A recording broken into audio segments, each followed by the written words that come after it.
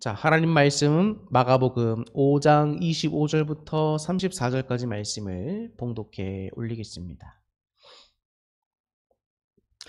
12해를 혈루증으로 앓아온 한 여자가 있어 많은 의사에게 많은 괴로움을 받았고 가진 것도 다 허비하였으되 아무 효험이 없고 도리어 더 중하여졌던 차에 예수의 소문을 듣고 무리 가운데 끼어 뒤로 와서 그의 옷에 손을 대니 이는 내가 그의 옷에만 손을 대어도 구원을 받으리라 생각함일러라. 이에 그의 혈루 근원이 곧 마름에 병이 나은 줄을 몸이 깨달으니라. 예수께서 그 능력이 자기에게서 나간 줄을 곧 스스로 아시고 무리 가운데서 돌이켜 말씀하시되 누가 내 옷에 손을 대었느냐 하시니 제자들이 여짜오되 무리가 에워싸 미는 것을 보시며 누가 내게 손을 대었느냐 물으시나이까 하되 예수께서 이 일을 행한 여자를 보려고 둘러보시니 여자가 자기에게 이루어진 일을 알고 두려워하여 떨며 와서 그 앞에 엎드려 모든 사실을 여쭈니 예수께서 이르시되 딸아 내 믿음이 너를 구원하였으니 평안히 가라 내 병에서 놓여 건강할지어다. 아멘. 할렐루야. 오늘 여러분들에게 주님의 위로와 또 주님의 은혜가 가장 넘쳐날 수 있기를 주님의 이름으로 축복합니다. 세상에는 참 좋은 말들이 많이 있습니다. 고마운 말도 많고 친절한 말도 많이 있습니다. 가장 좋은 말이 있다라고 한다면 아마 사랑이라고 하는 말일 줄로 생각이 됩니다.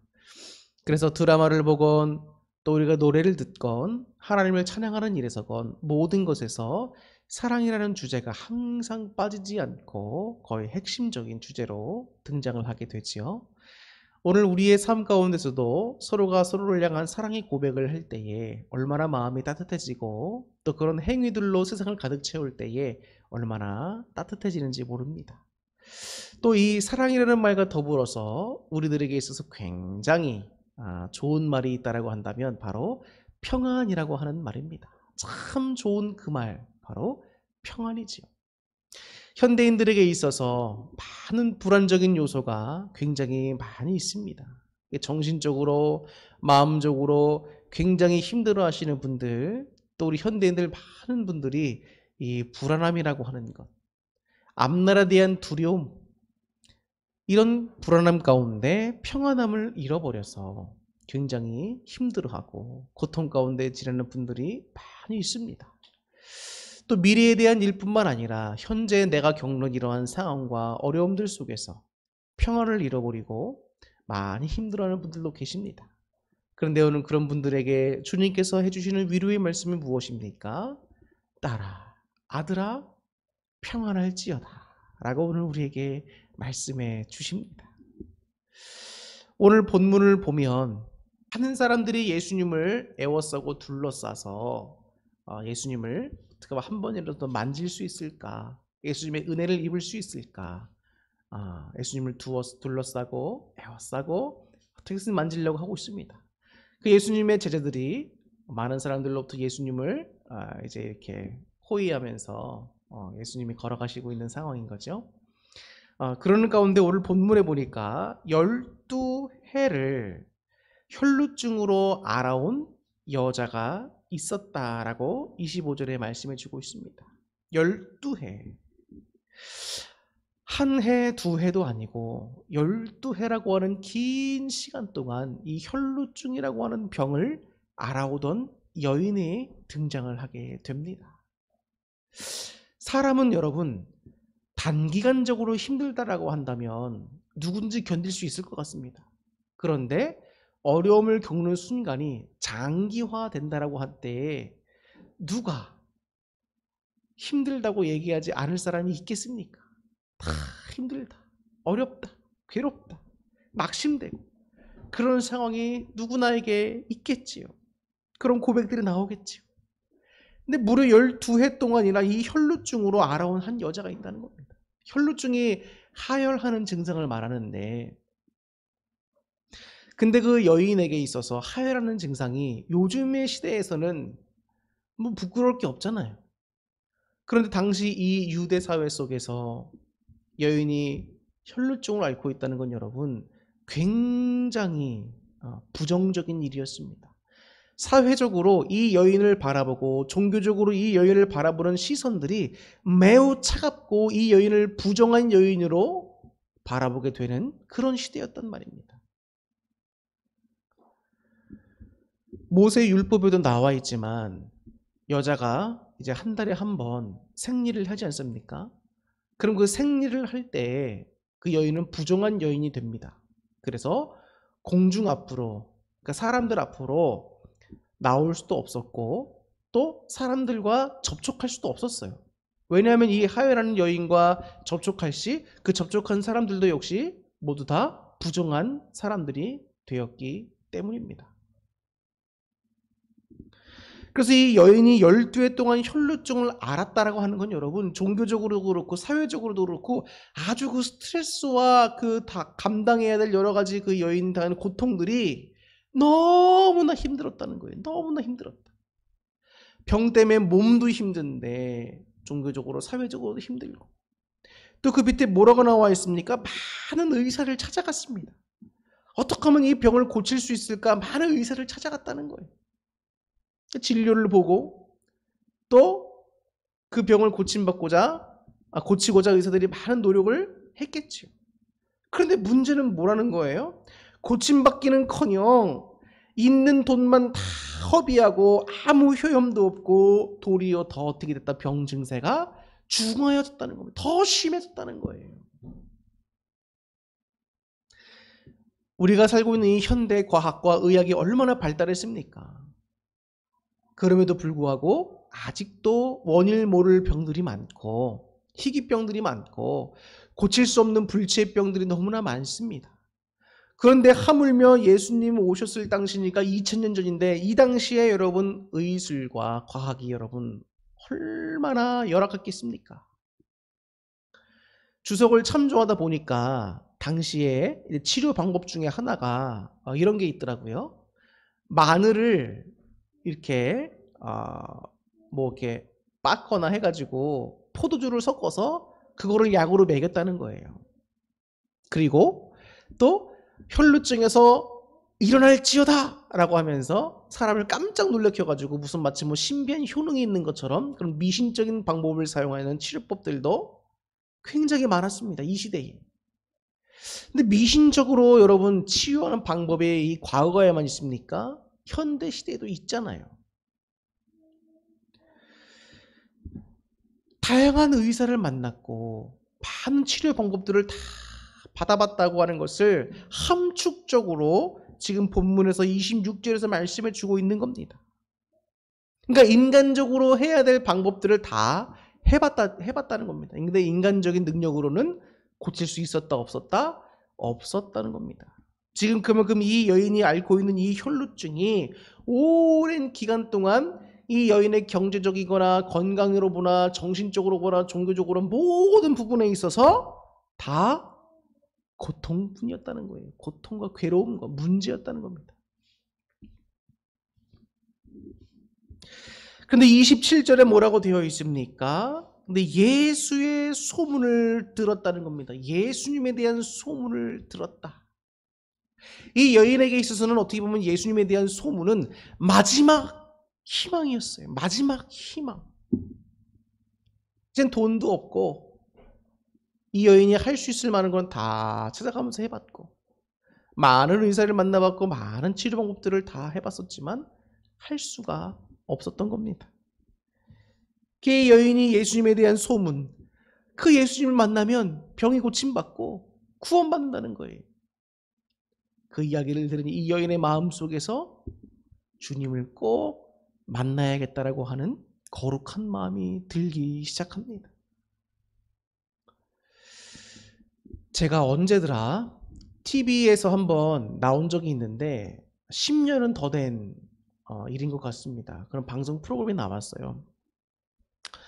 인도에서 어떤 굉장한 유명한 의사가 있습니다. 근데 이 의사가 현대의학으로 병자들을 고치는 게 아니라 독특한 방법으로 병자들의 병을 고친다는 거예요.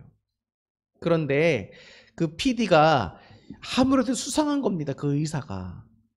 어떻게 의학적으로도 접근하지 않고 그 사람 나름대로의 어떤 신비하다고 생각하는 방법으로 사람들을 치유한다고 하는데 뭔가 좀 이게 사이비 같은 느낌이 드는 겁니다. 그래서 이 PD가 이제 그것을 하나하나 파헤치기 위해서 이제 그 사람을 관찰하고 접근하고 합니다.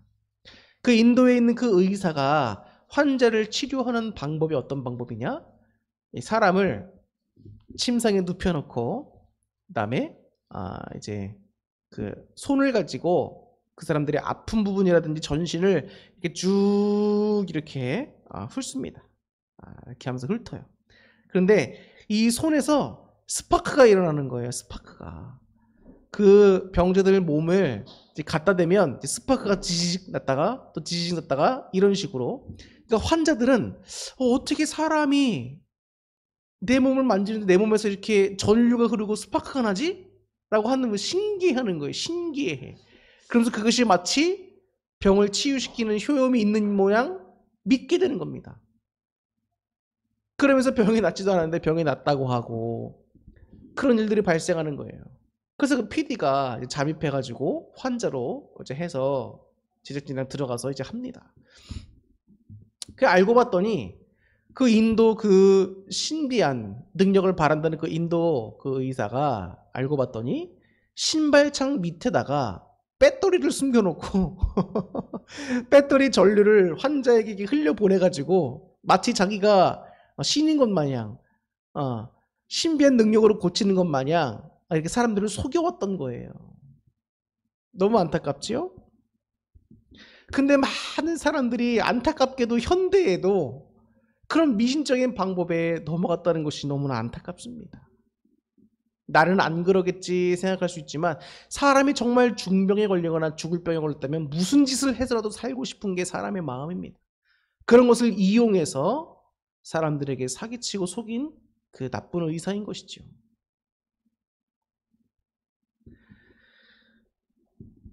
많은 사람들이 예수님에 대한 소문을 듣고 예수님의 옷만 만지면 병이 난다더라. 그러니까 많은 사람들이 몰려오는 거예요. 당시에 병자가 한두 명이었겠습니까? 가난한 사람이 한두 명이었겠습니까? 오늘 하루 먹기 살기 힘들어서 여러분 고생하던 사람들이 예루살렘에 많이 있었습니다. 그런데 그런 사람들에게 예수님의 옷만 만지면 병이 낫는다는 거예요. 미신을 넘어서서 그냥 가서 일단 만지고 보자는 사람들이 대부분인 겁니다. 그러니까 예수님이 지나가시는데 많은 사람들이 예수님 어떻게든 만져보려고 막 밀고 애워싸고 막 손을 뻗치고 예수님의 옷을 만지기만 해도 병이 낫는 것은 여러분 이 시대의 다반사였어요. 그냥 다반사.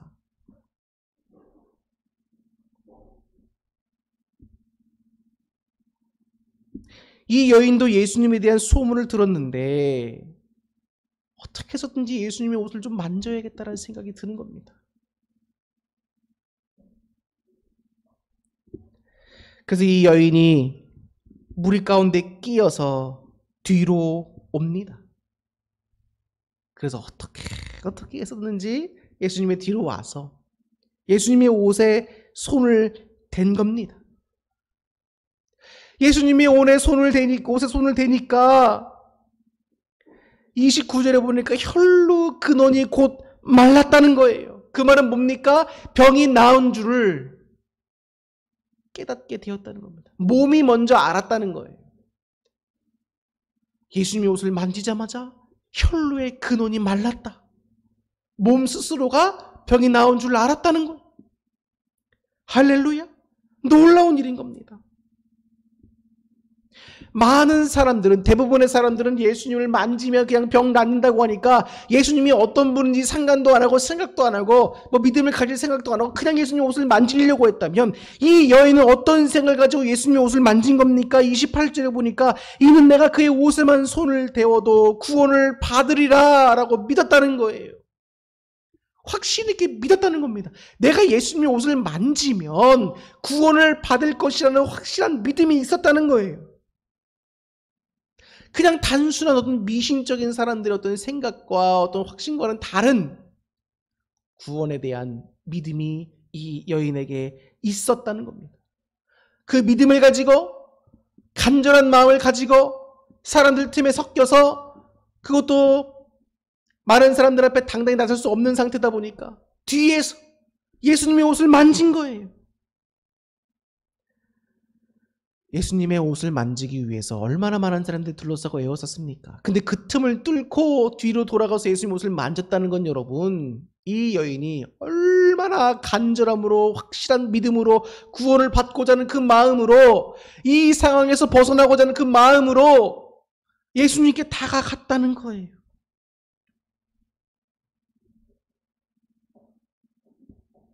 이 30절에 예수님께서 말씀하십니다. 그 능력이 자기에게서 나간 줄을 곧 스스로 아셨다는 거예요. 여러분 지금 예수님의 몸을 만지는 사람들은, 옷을 만지는 사람들이 한두 명이었겠습니까? 오죽했으면 예수님께서 내 몸을 만진 사람이, 내 옷을 만진 자가 누구냐, 여자가 누구냐 물어보실 때 제자들이 뭐라고 말하고 있어요? 주여 보십시오, 사람들이 이렇게 많고 이렇게 밀고 애워싸고 예수님 옷을 만지는 사람이 많은데 우리가 그것을 다 어떻게 일일이 알겠습니까? 라고 대답하잖아요. 근데 예수님께서는 아셨다는 거예요. 그 많은 사람들이 만지고 함에도 특별히 이 여인의 능력을 경험했음을 아셨다는 겁니다. 그럼 예수님은 왜 그 많은 사람들 가운데 이 여인에게 초점을 맞추셨을까? 그 여인의 믿음에 초점을 두고 계시는 겁니다.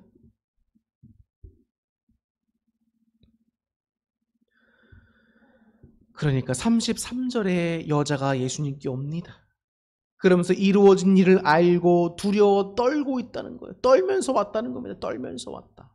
왜 여인은 떨면서 예수님 옆에 올 수밖에 없었을까? 혈루증을 가지고 공중 앞에 서거나 다른 사람과 접촉하는 일이 종교적으로 금지되어 있었다고 말씀을 드렸지요. 사회적 관습으로도 여인이 남자와 신체적 접촉을 하기 위해서 다가오는 것 자체가 사회적으로 안 좋게 부정적으로 여겨지던 때였습니다. 그런데 그 여인이 많은 사람과 접촉하면서 또 이렇게 터치가 되면서 예수님 옷을 만지려고 했던 그 모든 일 자체가 지금 많은 사람들 앞에 서서 예수님께 나온다는 것 자체가 이 여인에게는 두려워 떨 수밖에 없는 일이었어요. 그리고 한편으로는 예수님의 신성 앞에, 신적인 예수님의 모습 앞에 경외하는 마음으로 두려워 떨 수밖에 없었던 것이지요. 지금 이 여인은 이런 복잡 미묘한 감정과 상황 속에서 두려워하며 떨면서 주님 앞에 나올 수밖에 없었다는 겁니다. 여러분, 우리가 주님 앞에 나아갈 때 마음이 이래야 합니다. 우리 앞에 상황과 환경이 어렵고 내 몸에 지치고 병이 들었고 여러 가지 낙심되는 상황 가운데 우리가 주님 앞에 이 마음을 가지고 나가야. 첫 번째는 주님만이 나의 참된 구원이시고 소망이시다. 주님을 만날 때, 주님을 의지할 때 내 모든 문제가 해결받을 수 있다. 그 믿음을 가지고 나가야 하고, 주님 앞에 우리가 두렵고 떨리는 마음으로, 겸손한 마음으로, 조아리는 마음으로 나가야 됩니다. 그러면서 그 앞에 모든 사실을 아뢰는 겁니다. 주여, 제가 사실은 이러저러해서 12해 동안 혈류증을 알아봤고 지금 이런 상황 가운데 이렇게 주님을 믿고 나왔습니다. 주님의 옷을 만지기만 해도 제가 구원을 받을 것 같아서 무리해서라도 이렇게 주님께 뒤로 와가지고 옷을 만졌습니다. 그랬더니 믿었더니 주님 옷을 만졌더니 병이 나았습니다. 하나하나 모든 사실을 다 주님 앞에 아뢰는 거예요. 그랬더니 예수님께서 뭐라고 말씀하십니까? 어떻게 부정한 여인이 나를 만질 수가 있느냐? 너는 종교적인 법도 모르고 사회적인 관습도 모르느냐? 이렇게 혼날 줄 알았을 수도 있겠지요. 근데 예수님께서 뭐라고 말씀하시는 거예요? 딸이라고 말씀하시는 거예요. 딸이 무슨 호칭입니까? 부모가 자녀에게 하는 호칭이잖아요. 딸아, 아들아, 내 믿음이 너를 구원하였다는 거예요. 내 믿음이 너를 구원하였다. 왜 예수님께서 그 많은 사람들, 이미 예수님 옷을 만진 사람도 많을 텐데 그 사람들을 다 제쳐두고 이 한 여인에게 집중하셨을까? 그 믿음이었다는 거예요. 그 여인이 갖고 있던 믿음을 예수님께서 집중하시고 많은 사람 앞에 세우시고 그 믿음을 우리에게 교훈해 주고 계시다는 겁니다. 여러분들에게 말씀드렸죠. 여러분, 미신적인 것. 예수님이 누군지도 모르고 내가 왜 예수님께 나와야 되는지도 모르고 그냥 옷만 만지면 병만 낫는다더라. 이러면서 온 사람들이 그 믿음이 여러분 미신적인 믿음 아니겠습니까? 근데 그런 미신적인 믿음은 도리어 예수 그리스도의 복음을 받아들이는 나중에 더 방해가 됩니다. 많은 사람들에게 예수님에 대한 존재를 오해하게 만듭니다. 그런 사람들의 미신적인 거 다 제쳐두고 예수님께서 확실한 한 여인을 불러 세웁니다. 그리고 간증을 시키는 거예요. 예수께서 뭘 두각시키십니까? 딸아, 내 믿음이 너를 구원하였다는 거예요. 믿음이 구원하였다. 다른 것을 통해 구원받은 것이 아니라 예수 그리스도를 믿는 그 믿음으로 말미암아 구원받았다는 겁니다. 우리 역시 마찬가지입니다. 이 여인이 겪고 있던 12회를 겪고 있던 이 혈루증은 우리 삶에서 우리가 지금 겪고 있는 모든 문제들과 여러 가지 상황들이 그 모든 것들을 다 함축하고 있다고 볼 수 있습니다. 그뿐만 아니라 우리 영적으로 구원받는 일까지도 다 예수님을 어떻게 해야 되는 거예요? 믿어야 구원을 받을 수 있다는 겁니다. 성경에서는 항상 말합니다. 우리가 뭘 잘해서, 우리가 선행을 많이 해서, 남들보다 헌금을 많이 하거나 예배를 많이 드리거나 뭘 더 주님께 해서 구원받을 수 있다는 게 아닙니다.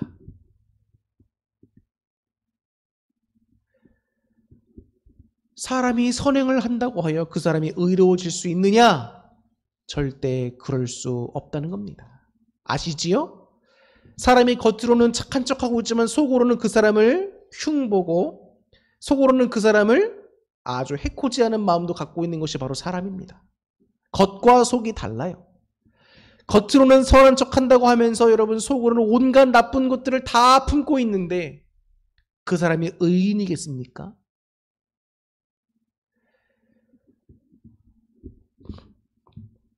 사람은 선행을 한다고 하여서 의인이 될 수 없습니다.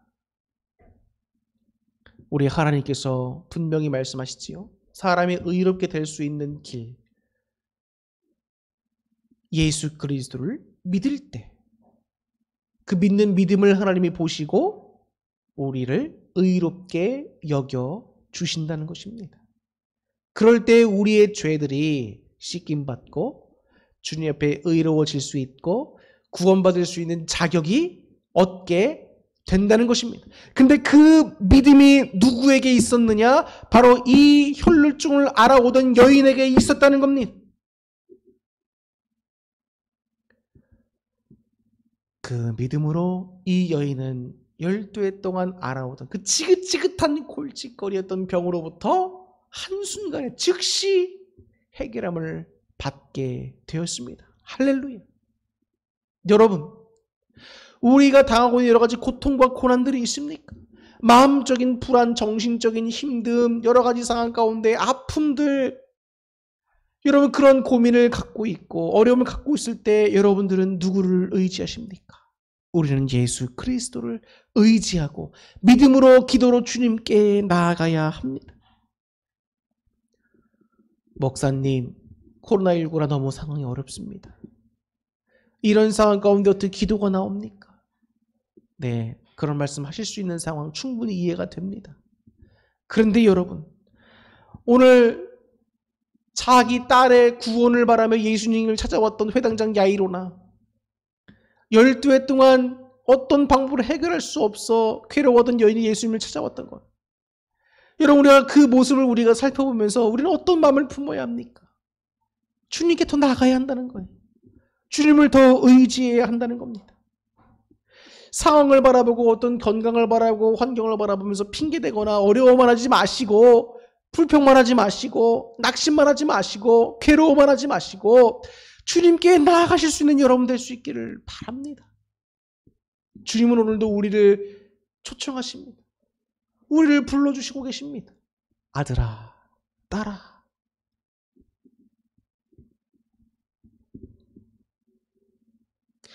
저희가 세 자녀가 있는데 막둥이가 지금 3살입니다. 근데 21개월 됐어요.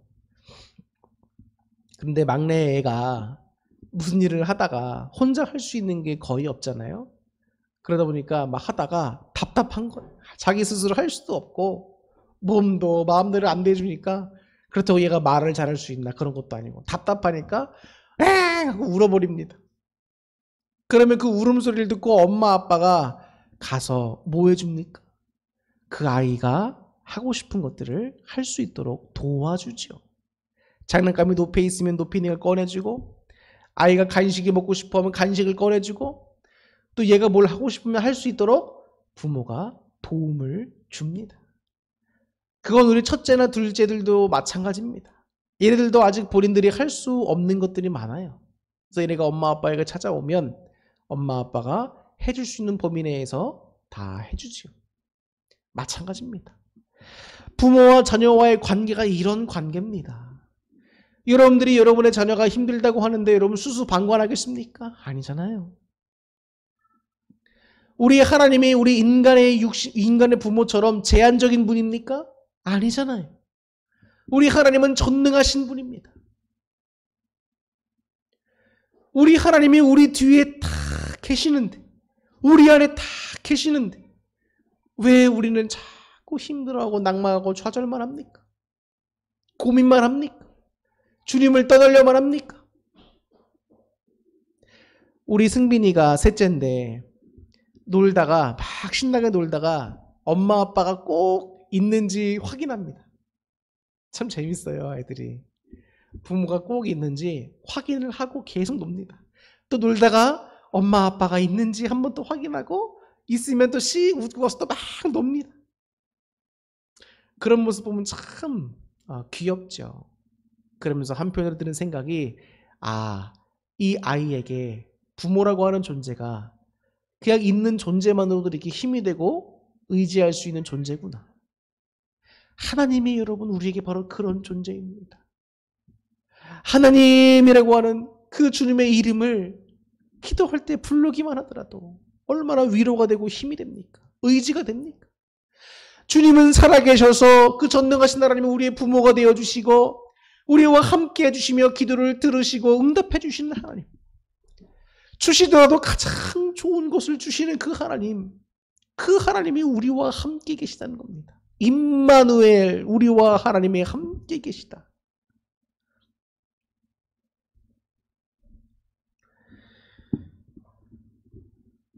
사랑하는 성도 여러분, 회당장 야이로의 딸이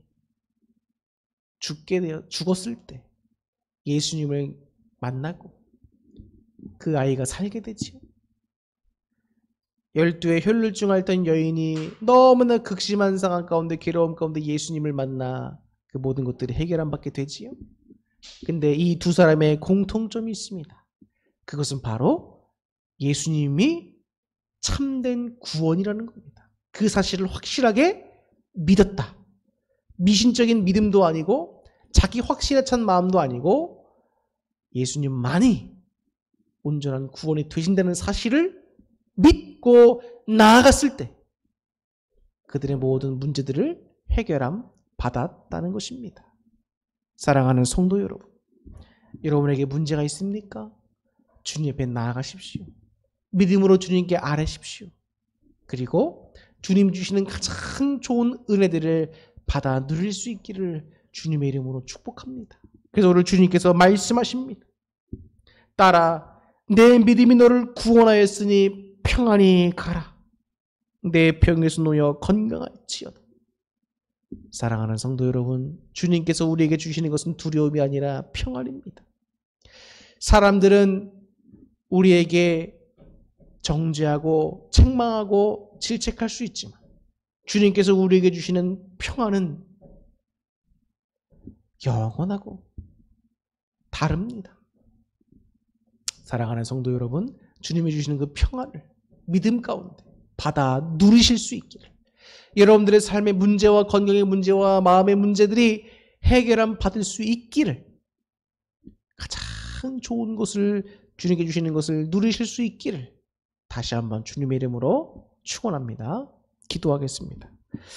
하나님, 참으로 감사함을 드립니다. 오늘 이 말씀이 저들에게 잘 심겨질 수 있기를 소망합니다. 하나님, 우리들의 마음과 믿음이 또 생각이 상황과 현실에 따라 부정적이 되고 또 하나님 때가 낀 것처럼 더러워질 수 있습니다.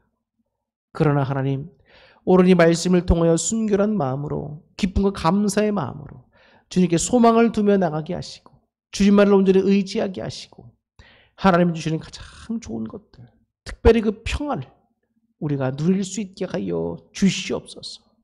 오늘도 이겨나갈 수 있는 힘을 주로부터 공급받게 하시고 내일도 모레도 주님 오실 때까지 승리하게 도와 주시옵소서.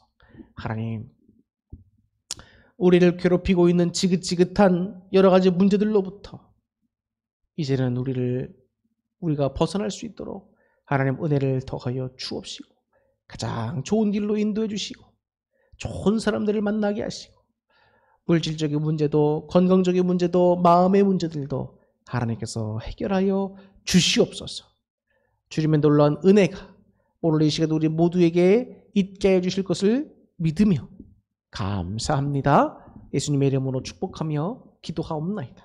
아멘. 네, 교회 소식을 말씀을 드리겠습니다.